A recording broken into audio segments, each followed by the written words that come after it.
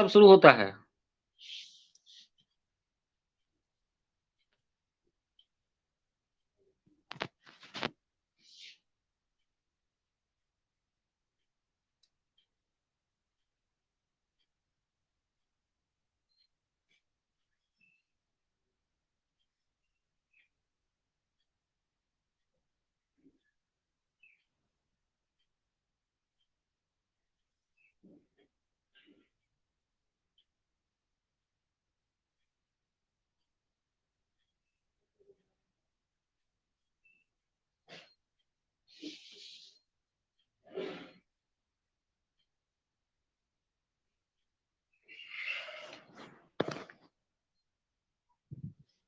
आज जो टॉपिक है तुम लोगों का, वो टॉपिक है जो कल कुछ पढ़ाए थे। पढ़ाए क्या थे? तो लाइट का प्रभाव क्या पड़ता है एनिमल पर। उसके बारे में कुछ समझाए थे।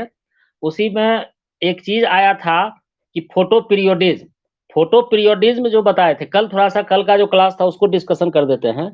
तो फोटो पीरियोडिज़्म बताए थे, जो कोई भी ऑर्गेनिज़्म जो सनलाइट का जो ड्यूरेशन होता है, पूरे भर दिन में जो सनलाइट है, उसका अलग-अलग ड्यूरेशन होता है। क्या ड्यूरेशन होता है? मॉर्निंग से लेकर के इवनिंग तक का जो एक ड्यूरेशन होता है सनलाइट का, उसमें कोई भी ऑर्गेनिज़्म जो अपना वो रिस्पॉन्स दिखाता है, उस लाइट के प्रति जो रिस्पॉन्स दिखाता है, उसी को हम लोग कहते हैं फोटो पीरियोडिज़्म। या उसको कहा जाता है फोटो पीरियड, और इस घटना को हम लोग कह सकते हैं फोटो पीरियोडिज़्म। तो बहुत सारे एनिमल में क्या देखे थे कि माइग्रेशन है या फिर हाइबरनेशन या विभिन्न प्रकार का जो रिप्रोडक्टिव बिहेवियर है, ये आपको कंट्रोल्ड होते हैं इसी चीज़ों के द्वारा। किसके द्वारा? सनलाइट का जो ड्यूरेशन है, उसके द्वारा यह कंट्रोल किया जाता है। इसी में अब अलग-अलग चीज़ इसके द्वारा कंट्रोल्ड होते हैं, तो आपका जो रिप्रोडक्टिव जो एक्टिविटीज़ है, वो फोटो पीरियोडिज़्म में किस प्रकार से कंट्रोल्ड होता है, इसके बारे में हम लोग यहाँ पर जानेंगे। तो आज का आपका टॉपिक हो गया रिप्रोडक्टिव एक्टिविटीज़। रिप्रोडक्टिव एक्टिविटीज़ में जो फोटो पीरियड है, फोटो पीरियड तो तुम लोग समझ गया होगा कि सनलाइट का जो ड्यूरेशन है, उसमें जो रिस्पॉन्स होता है किसी भी ऑर्गेनिज़्म का, उसको बोलते हैं फोटो पीरियड। तो जो फोटो पीरियड है, ये फोटो पीरियड को जाना जाता है कि यह विभिन्न प्रकार के इंसेक्ट, कुछ खास तरह के पक्षी और कुछ मैमल्स में जो है सो उसके ब्रीडिंग बिहेवियर को यह अफेक्ट करता है। ब्रीडिंग बिहेवियर मतलब रिप्रोडक्शन का जो बिहेवियर है या रिप्रोडक्शन का जो व्यवहार है, कुछ इंसेक्ट में, कुछ खास तरह के बर्ड्स में और कुछ मैमल्स में, ये आपको जो है सो प्रभावित करता है। जैसे कि अगर मान लीजिए कि जो स्प्रिंग के जस्ट बाद, ठीक है, स्प्रिंग खत्म हुआ, तो स्प्रिंग जब खत्म होता है यानी कि बसंत ऋतु जब खत्म होता है, तो कौन सा महीना आता है? ये आपको सीजन जो मौसम आते हैं वो गर्मी के आते हैं। तो ये जब लेट स्प्रिंग का समय होता है, यानी कि स्प्रिंग जब बीत जाता है और जब गर्मी की शुरुआत होती है, उस वक्त एक खास तरह के हार्मोन किसमें, इस इंसेक्ट में या कुछ मैमल्स में या कुछ आपको बर्ड्स में, जो कुछ खास तरह के एक हार्मोन है, जिस हार्मोन का को हम लोग कहते हैं न्यूरो हार्मोन। ये न्यूरो हार्मोन का सिक्रीशन आपको बढ़ जाता है, यानी कि गर्मी का शुरुआत और बसंत ऋतु का खत्म के समय में अचानक से इनके बॉडी में एक खास तरह के हार्मोन, जिसको हम लोग कहते हैं न्यूरो हार्मोन, ये न्यूरो हार्मोन का सिक्रीशन बढ़ जाता है, और इस न्यूरो हार्मोन का सिक्रीशन को बढ़ने के कारण उन जीव में इसका एग का प्रोडक्शन भी उसका बढ़ जाता है। तो इस आधार पर कि एनिमल का जो यह जो फोटो पीरियड है या रिप्रोडक्टिव जो बिहेवियर है, इसके आधार पर एनिमल को हम लोग 3 कैटेगरीज में डिवाइड कर सकते हैं। 3 कैटेगरी। कौन-कौन कैटेगरीज है? पहला है शॉर्ट डे एनिमल। पहला एनिमल जिसको हम लोग कहते हैं short day animal. Short day animal का मतलब हुआ, ये है तुम्हारा है यहाँ पर लिखा हुआ शॉर्ट डे एनिमल, जिसमें क्या होता है कि जो यह फोटो पीरियड इसमें घटता चला जाता है, यानी कि यह सनलाइट अगर कम रहेगा, हाँ, सनलाइट की अगर ड्यूरेशन अगर कम रहेगी तो इसमें इसका रिप्रोडक्टिव बिहेवियर एक्टिव होता है। इसके बाद है, इसका एग्जाम्पल कौन सा होगा? है, ये आपको डिक्रीजिंग फोटो पीरियड में आपको ये ब्रीडिंग करते हैं। इसका एग्जाम्पल हो गया तुम्हारा शीप, डियर, शीप का मतलब हुआ भेड़, डियर एक्सेट्रा। इसके बाद है long day animal. Long day यानी कि लंबा दिन। लंबा दिन, तो लॉन्ग डे एनिमल ये कब करता है? तो लेंथनिंग फोटो पीरियड, जब सनलाइट का ड्यूरेशन काफी ज्यादा लंबा होता है, यानी कि गर्मी का जो प्रचंड गर्मी जिस वक्त पड़ता रहे, उस वक्त यह अपना यह ब्रीडिंग पीरियड करता है। जैसे टर्की, टर्की होता है, तीतर को कहते हैं, उसी प्रकार का एक पक्षी है स्टारलिंग। इन सब जीवों में जो है सो लंबे, जब दिन की लंबाई ज्यादा होती है उस वक्त यह प्रजनन करते हैं। इसके बाद day neutral animal, day neutral का मतलब हुआ है कि इसको किसी प्रकार का दिन लंबा है कि छोटा है उससे इसको कोई मतलब नहीं है ना। उसमें यह जो है सो यह डे न्यूट्रल कहलाता है। यह डे न्यूट्रल एनिमल ये पूरे सालों भर अपना रिप्रोडक्शन को यह करते रहता है। सालों भर यह रिप्रोडक्शन करते रहेगा। ठीक है। इसके अंतर्गत जो जीव है वो है आपका rabbit, guinea pig, ground squirrel etcetera and etcetera. Then biological rhythm, biological rhythm, rhythm का क्या मतलब हुआ? रिद्म का मतलब होता है तालमेल। रिद्म का मतलब होता है तालमेल।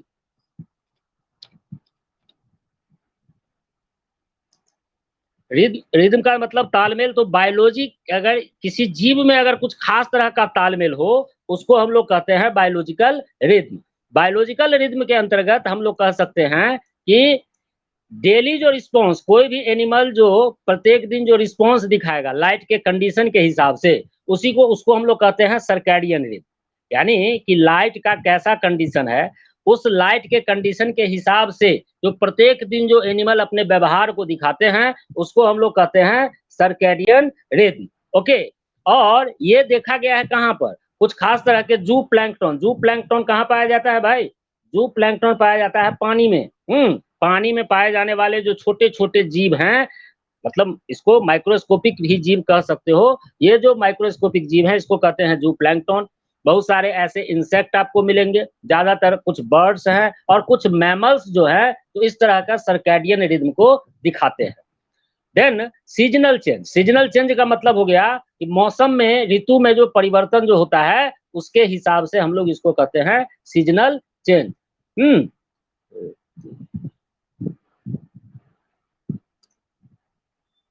सीजनल चेंज, सीजनल चेंज जैसे कि मौसम में जो परिवर्तन होगा, तो मौसम में अगर ऋतु में परिवर्तन होगा तो कुछ बर्ड्स हैं और कुछ मैमल्स हैं, ये अपना अपने बॉडी के कलर को, यानी कि उनके बॉडी पर जो कुछ भी फर पाए जाएंगे या कुछ भी उनका जो कलर है उस कलर को या कुछ चेंजेज करते हैं। जैसे कि एक खरहा है जिसको कहते हैं सोसू हेयर। ये सोसू हेयर ये क्या करता है? हेयर का मतलब खरगोश ही होता है। तो सोसू हेयर ये आपको अपने बॉडी पर व्हाइट कोट को डेवलप कर लेता है। व्हाइट कोट मतलब उजला कलर का फर को यह डेवलप कर लेता है। कब? जब फोटो पीरियड डिक्रीज करेगा, यानी कि जैसे जैसे सनलाइट का जो ड्यूरेशन है वो कम होते चला जाएगा, वैसे वैसे इस खरगोश के शरीर पर एक खास तरह का आपको व्हाइट कलर का कोटिंग डेवलप होता है। ये उतना ज्यादा इंपॉर्टेंट नहीं है जितना ज्यादा इंपॉर्टेंट आपका ये चीज है मेटाबॉलिज्म। मेटाबॉलिज्म को याद रखिएगा कि मेटाबॉलिज्म, ये मेटाबॉलिज्म कहते क्या है? मेटाबॉलिज्म किसको कहते हैं? तो मेटाबॉलिज्म कहा जाता है जो किसी भी लिविंग ऑर्गेनिज्म के शरीर में जो फिजियोलॉजिकल एक्शन को करने के लिए जो कुछ भी केमिकल रिएक्शंस होते हैं उसको हम लोग कहते हैं मेटाबॉलिज्म। तो ये जो मेटाबॉलिज्म है निश्चित रूप से एंजाइम पर निर्भर करता है और एंजाइम के द्वारा इस मेटाबॉलिज्म को कराया जाता है। ध्यान देना कि एंजाइम का जो एक्शन है वो एंजाइम की एक्शन आपको टेम्परेचर डिपेंडेंट होता है। ये हम जब टेम्परेचर पढ़े थे उस वक्त बताए थे कि एंजाइम डिपेंड करता है, एंजाइम का एक्शन डिपेंड करता है टेम्परेचर पर, यानी कि हर एक एंजाइम को काम करने के लिए एक ऑप्टिमम टेम्परेचर की जरूरत पड़ती है। लेकिन यहाँ पर लाइट के द्वारा भी मेटाबॉलिज्म प्रभावित होता है। जैसे कि लाइट अगर रहेगा तो एंजाइमेटिक एक्टिविटीज बढ़ जाता है और इसके साथ साथ जो जनरल जो मेटाबॉलिक रेट है ये भी बढ़ जाता है। यानी कि लाइट के कारण दो चीज बढ़ता है, एक तो एंजाइम का एक्शन, एंजाइमेटिक एक्टिविटी, और इसके साथ साथ जो शरीर का जो जनरल जो मेटाबॉलिक रेट है वो आपको इंक्रीज करता है। इसके साथ साथ यह फोटो ऑक्सीडेशन और रेस्पिरेशन रेट को बढ़ाता है। ऑक्सीडेशन तो समझते हो, ऑक्सीडेशन का मतलब होता है ऑक्सीजन का जुटना। तो लाइट के कारण अगर ऑक्सीजन का एडिशन हो रहा है किसी भी केमिकल रिएक्शन में तो उसी को कहेंगे फोटो ऑक्सीडेशन। और इसके साथ साथ रेस्पिरेशन का रेट यानी कि श्वसन का दर, इसको भी यह इंक्रीज करता है। कौन? लाइट। इसके साथ साथ आप एक चीज देखें, यहाँ पर बोले कि जो लाइट जो है वो कंट्रोल करता है एंजाइमेटिक एक्टिविटीज को और जनरल मेटाबॉलिक रेट को। तो इसका मतलब यह हुआ कि वैसे एनिमल जो गुफाओं में रहते हैं, वैसे एनिमल जो केव में रहता है, गुफाओं में रहता है, इसका मेटाबॉलिक रेट कैसा होगा? लो रेट ऑफ मेटाबॉलिज्म यह शो करेंगे, ठीक है? देन लोकोमोशन, लोकोमोशन का मतलब हुआ आपका कि क्या कहते हैं लोकोमोशन, लोकोमोशन किसको कहते हैं? प्रचलन को, चलने की जो गति है, जो गति जो करता है कोई भी जीव, उसको कहा जाता है लोकोमोशन। तो स्पीड का जो रेगुलेशन है, लोकोमोशन को करने के लिए क्या करना पड़ेगा? चलना पड़ेगा, तो चलने के लिए स्पीड चाहिए। तो जो स्पीड का जो रेगुलेशन होता है वो लाइट के द्वारा अगर हो, लाइट के कारण से लोकोमोशन की स्पीड अगर रेगुलेटेड हो, तो उसको क्या कहेंगे? उसको कहेंगे फोटोकाइनेसिस। लाइट के कारण अगर लोकोमोशन की स्पीड रेगुलेटेड हो, तो उसको हम बोलेंगे फोटोकाइनेसिस। अब देखिए, जो कोई भी एनिमल अगर आपको लोकोमोशन करता है लाइट के प्रति, लाइट के हिसाब से अगर इस तरह का इसका अगर लोकोमोशन होगा, इसका स्पीड होगा या ओरिएंटेशन होगा, तो इसको हम बोलेंगे फोटोटैक्सिस। इससे रिलेटेड बहुत सवाल आएंगे आपको। फोटोटैक्सिस यानी कि एनिमल जब लोकोमोशन करेगा लाइट के रिस्पॉन्स के हिसाब से या लाइट के प्रति, लाइट को देख करके अगर वो मूवमेंट करेगा, अपना मोशन करेगा, उसको हम कहेंगे फोटोटैक्सिस। इसमें युगलीना है, रानाट्रा, ये सब पॉजिटिवली फोटोटैक्टिक होता है, यानी कि वो जिधर लाइट रहेगा उधर ही जाएगा, ठीक है? इस चीज को समझिए कि लाइट के प्रति, यानी कि लाइट जिधर लाइट है, जिधर रोशनी है, उस तरफ यह अपना मूवमेंट करेगा। हम लोग नहीं इंसान है तो रात के अंधेरों में किधरों चले जाएंगे, लेकिन हम लोग भी फोटो माने पॉजिटिवली फोटोटैक्टिक ही है। हम लोग अंधेरे में नहीं जाते हैं, हम लोग भी लाइट के तरफ ही जाते हैं।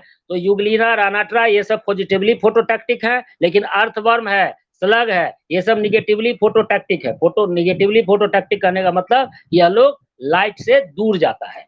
तो जो लाइट के प्रति, जैसे आप क्या देखेंगे कि सूट जो होगा, सूट को प्लांट का जो सूट पार्ट है वो क्या हो जाएगा? पॉजिटिवली फोटोटैक्टिक। लेकिन प्लांट का वहीं पर अगर रूट पार्ट है तो रूट सिस्टम क्या हो जाएगा? निगेटिवली फोटोटैक्टिक। इतना हमको लगता है कि आप लोग इसको क्लियर कर लिए होइएगा।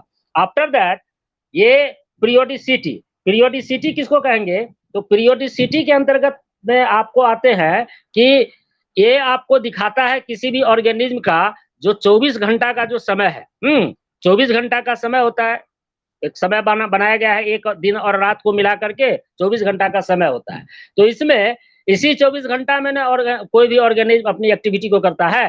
पूरे 24 घंटा में ही कुछ न कुछ एक्शन, कुछ न कुछ एक्टिविटी ऑर्गेनिज्म के द्वारा कराया जाता है। तो यह जो 24 घंटा में जो किसी भी ऑर्गेनिज्म की जो एक्टिविटी होती है, इसको हम लोग कहते हैं डायल पीरियड या डायरनल पीरियड या सर्कैडियन रिथम।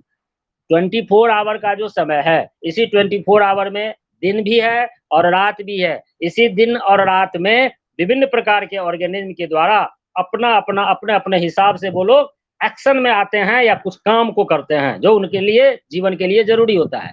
यही जो काम करने का जो उनका जो समय है, उसी को कहा जाता है डायल पीरियोडिसिटी या फिर डायरनल, ये डायरनल पीरियड या circadian rhythm, that is here, ठीक है? तो इस आधार पर जो कैसे वो 24 घंटा में किस प्रकार से वो काम करेगा, इस आधार पर हम लोग एनिमल को बांट सकते हैं 4 कैटेगरीज में। ये चारों कैटेगरीज को आप लोग निश्चित रूप से याद रखेंगे। 4 कैटेगरीज में पहला है ऑरोरल। ऑरोरल मतलब ऑरोरल उस जीव को कहेंगे जो आपको डाउन पीरियड, डाउन पीरियड का मतलब हो गया अर्ली मॉर्निंग, सुबह का, बिल्कुल सुबह के समय में अगर कोई जीव एक्टिव रहता है और बाद बाकी के समय में वो इनएक्टिव स्टेज में रहता है, यानी कि उतना ज्यादा एक्टिव नहीं रहेगा और इस समय में सबसे ज्यादा एक्टिव रहता है।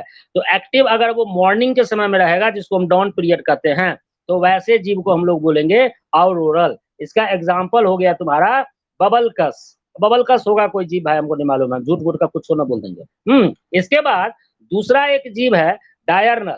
डायरनल का मतलब होता है यह आपको पूरे दिन के समय में एक्टिव रहेगा, रात के समय में बिल्कुल एक्टिव नहीं रहेगा। दिन के समय में यानी कि जितना देर दिन रहेगा, सुबह का समय हो, दोपहर का समय हो या रात का समय, सॉरी शाम का समय हो, उससे मतलब नहीं है। केवल दिखाए एक नेचुरल लाइट के द्वारा अगर वो देख सकता हो, तो फुल डे लाइट पीरियड में अगर कोई जीव एक्टिव होते हैं तो उसको हम कहते हैं डायरनल, ये डायरनल एनिमल। और ये डायरनल एनिमल का अंतर मतलब हो गया कि ये पूरा लाइट पीरियड में यह एक्टिव होता है। इसका एग्जाम्पल कौन सा है? आप ज्यादातर पक्षी को देखते हैं सुबह सुबह है। इंसान, हम लोग भी अभी बताया ना कि हम लोग लाइट के प्रति ज़्यादा सेंसिटिव हैं, जिधर लाइट रहता है उधर ही हम लोग मूवमेंट करते हैं। तो रात के समय में भी अगर रात हो जाता है, तो हम लोग इनएक्टिव हो जाते हैं। तो कहेंगे कि तो कैसे इनएक्टिव होते हैं भाई? हम लोग तो काम करते रहते हैं। काम करते हो तो क्या कुछ ना कुछ लाइट का अरेंजमेंट करने के बाद ही ना कुछ काम करते हो। जहाँ ना मान लो कि ऐसा कहीं किसी गाँव में लाइन कटा हुआ है, तो लाइन कट गया तो देखो कि लगता है पूरा सन्नाटा है, कहीं कोई आदमी ही नहीं है। तो और बटरफ्लाई है, ये सब जो होते हैं ये आपको डायरनल होते हैं। तीसरे जो एक जीव हैं, उसको हम लोग कहते हैं भेसीपीरल। भेसीपीरल का मतलब यह जो जीव है, यह आपको जब सनसेट हो जाता है, यानी कि शाम का समय, इसको गोधूली बेला भी कहा जाता है। जब सूरज डूब जाता है, अस्त हो जाता है, तो क्या रात हो जाता है? नहीं, शाम का समय रहता है, तो इस वक़्त यह एक्टिव होता है। तो वैसा जीव जो डस्क पीरियड में अपने आप को एक्टिव करे, उसको हम लोग बोलेंगे भेसीपीरल, यानी इसके एग्ज़ाम्पल हैं आपका रैबिट, ठीक है? रैबिट इसके एग्ज़ाम्पल हुए। यह आपको एक्टिव रहता है, इसको हम लोग भेसीपीरल कहते हैं। आफ्टर दैट एक एक और जीव है जो रात में ज़्यादा एक्टिव होता है। वैसा जीव जो रात में एक्टिव होता है, उसको हम लोग कहते हैं नॉकटर्नल।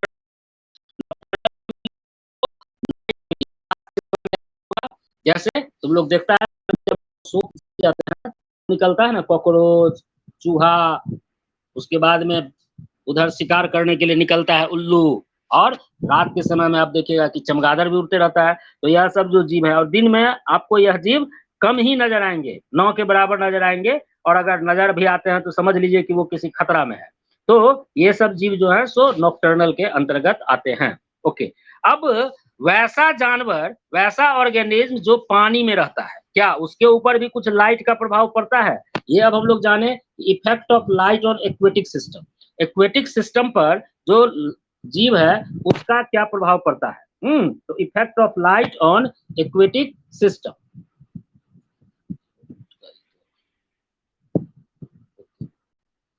तो effect of light on aquatic system, aquatic का मतलब होता है पानी, यानी कि जल में रहने वाले जो जीव जंतु हैं उसको हम लोग कहेंगे एक्वेटिक एनिमल, और वो जो सिस्टम है उसको कहा जाता है एक्वेटिक सिस्टम।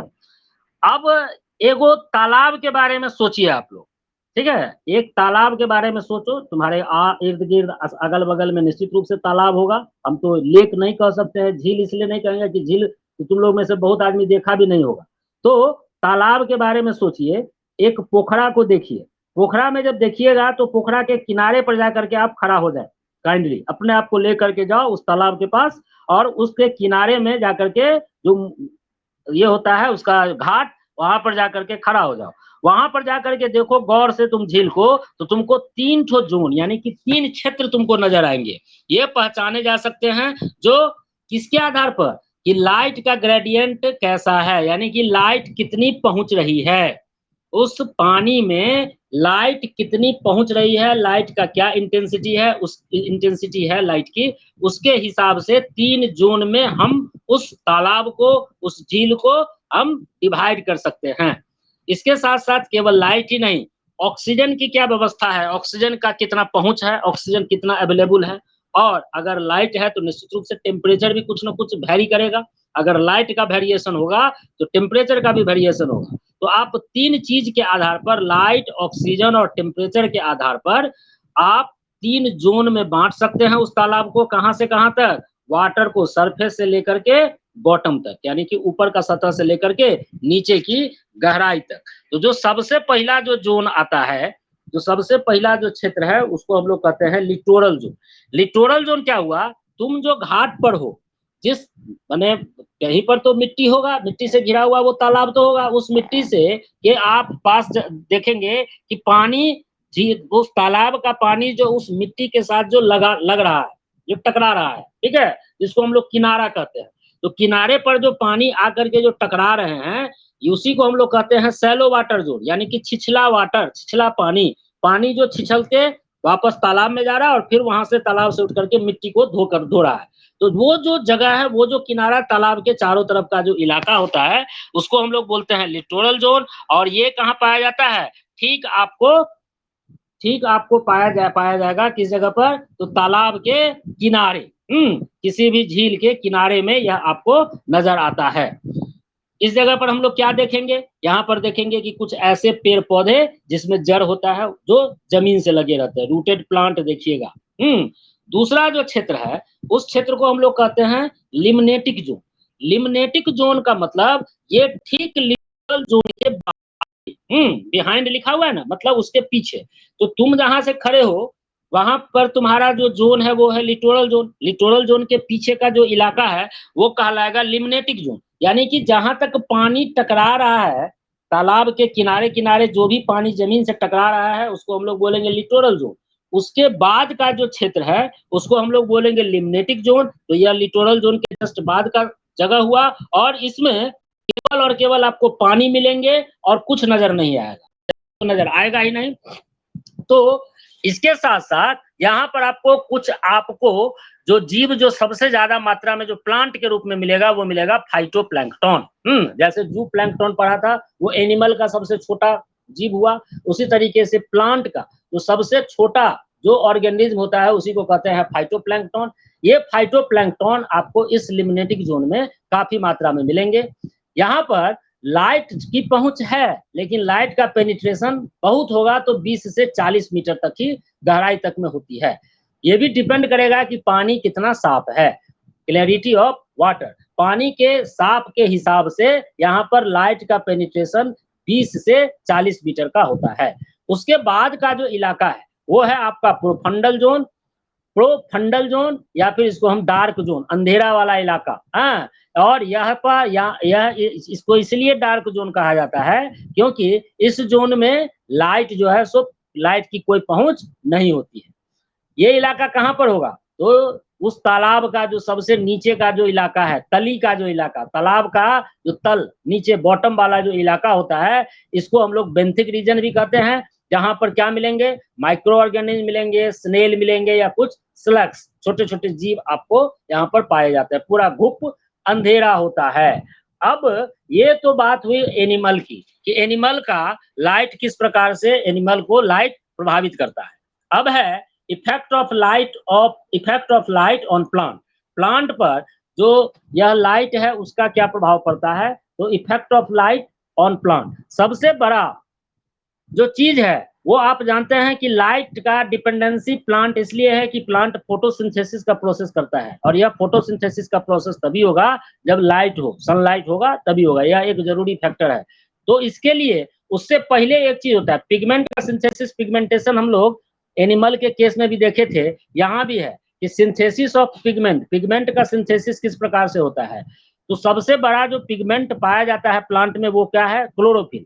तो प्लांट के लीव्स में जो क्लोरोफिल पाए जाते हैं, इसके साथ साथ कुछ और भड़कीले चमकदार पिगमेंट होते हैं, जैसे फूल देखते हो अलग अलग रंग का, और कुछ खास तरह के फल भी देखिएगा वो भी अलग अलग भड़कीले रंग के होते हैं। तो यह सब किसके कारण होता है, तो कुछ खास तरह के वैसे पिगमेंट का निर्माण उस प्लांट के द्वारा किया जाता है। तो जो क्लोरोफिल का सिंथेसिस है, या ब्राइट पिगमेंट जो कि फ्लावर और फ्रूट में जो होता है, उसका उस पिगमेंट का जो सिंथेसिस होता है ये किसके द्वारा कंट्रोल्ड होते हैं, लाइट के द्वारा। तो इस प्रकार से हम क्या कह सकते हैं, लाइट मदद करता है फोटोसिंथेसिस में, है इसके साथ साथ पॉलिनेशन में, जो परागन की जो क्रिया होती है, परागकण एक फूल से दूसरे फूल तक जो जाते हैं उसको कहते हैं पॉलिनेशन। इसके साथ साथ डिस्पर्सल, डिस्पर्सल मतलब या तो सीड का डिस्पर्सल होगा या तो फ्रूट का डिस्पर्सल होगा, ये सब भी आपको लाइट के द्वारा कंट्रोल हो सकते हैं। प्लांट जो होते हैं, अगर मान लीजिए लाइट के एब्सेंस में अगर कोई प्लांट ग्रो करेगा, लाइट की कंडीशन वहां पर नहीं है, लाइट बिल्कुल ही नहीं मौजूद है, और उस कंडीशंस में अगर कोई प्लांट को आप ग्रो कराते हैं तो वो प्लांट क्या हो जाएंगे, इटियोलेटेड हो जाएंगे। इटियोलेटेड का मतलब वो प्लांट पीला कलर का होगा या मुरझाया हुआ, ड्रॉन आउट का मतलब होता है मुरझाया हुआ, तो वो आपको मुरझाया हुआ रहता है। क्यों मुरझाया हुआ रहता है, क्योंकि वहां लाइट की मौजूदगी नहीं है। एक और चीज है जो प्लांट किया जाता है in presence of light, that is photosynthesis. Photosynthesis ज्यादा समझाने की जरूरत नहीं है। फोटोसिंथेसिस के प्रोसेस में क्या होता है, तो रेडिएंट एनर्जी सनलाइट से जो निकलता है तो उसको उस एनर्जी को क्या कहते हैं, या तो हेलो, बाद में बात करना क्लास में, तो जो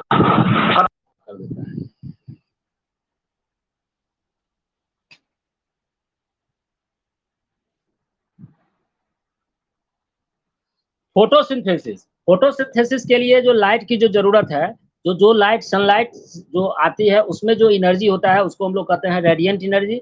इसको सोलर एनर्जी भी कह सकते हैं आप लोग। तो जो सनलाइट से जो रेडिएंट एनर्जी जो मिला, वो कन्वर्ट किया के द्वारा कन्वर्ट केमिकल एनर्जी में द्वारा क्लोरोफिल के द्वारा प्रोसेस में होता है फोटोसिंथेसिस में। हाँ, और यह जो लाइट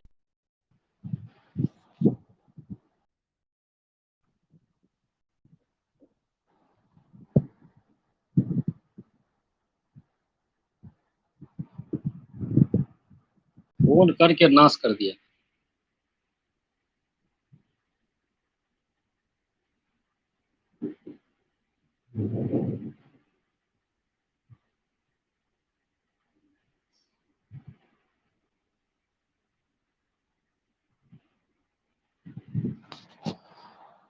चलिए, फोटोसिंथेसिस में तो समझा ही दिए कि जो फोटोसिंथेसिस के प्रोसेस में क्या होता है, रेडिएंट एनर्जी कन्वर्ट होता है केमिकल एनर्जी में। तो इसके लिए जरूरत पड़ता है लाइट। तो लाइट की इंटेंसिटी, वो इंटेंसिटी जिसके द्वारा फोटोसिंथेसिस आपको काफी मात्रा में हो, जो रिक्वायरमेंट है, ठीक है। तो फोटोसिंथेसिस भी आपको होता रहे, वो सफिशिएंट है, और इसके साथ-साथ रेस्पिरेशन का भी जो रेट है वो भी अगर नॉर्मल रहेगा, तो इस पोजीशंस को, इस पॉइंट को हम लोग कहते हैं कंपनसेशन पॉइंट। यानी कि लाइट की वो मात्रा जो फोटोसिंथेसिस के लिए भी सफिशिएंट है और रेस्पिरेशन के रेट को भी वो नॉर्मल रखता है, उसको हम लोग कहते हैं कंपनसेशन पॉइंट। तो लाइट के ही हिसाब से जो क्लोरोप्लास्ट है, क्लोरोप्लास्ट क्या है? प्लांट सेल में मौजूद एक ऐसा चीज जिसमें क्लोरोफिल पाए जाते हैं। प्लांट में होता है प्लास्टिड्स, प्लास्टिड्स में पाया जाता है क्लोरोप्लास्ट, और उसी क्लोरोप्लास्ट में क्लोरोफिल होते हैं।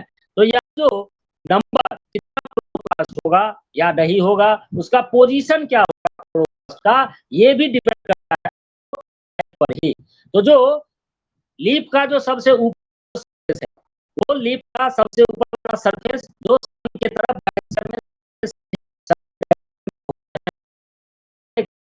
क्लोरोप्लास्ट की मात्रा आपको काफी मिलेगा, और यह एक लाइन में होते हैं, एक के बाद एक के बाद एक, तो ऊपर एक नहीं, एक के बाद एक है, और डायरेक्शन में, ताकि जो स्ट्रॉन्ग लाइन है डायरेक्ट स्क्रीन पर पड़ते रहे।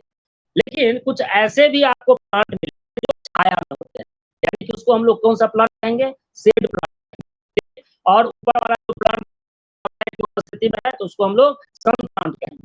तो वैसे प्लांट जो छाये में होते हैं, जिसको शेड प्लांट कहते हैं, वहां पर क्लोरोप्लास्ट की संख्या सन प्लांट के हिसाब से कम होगा, और इसके साथ साथ यह एक के ऊपर एक सजा होता है, एक पैरेलली, ठीक है, राइट एंगल डायरेक्शंस में होता है, ताकि वो ज्यादा से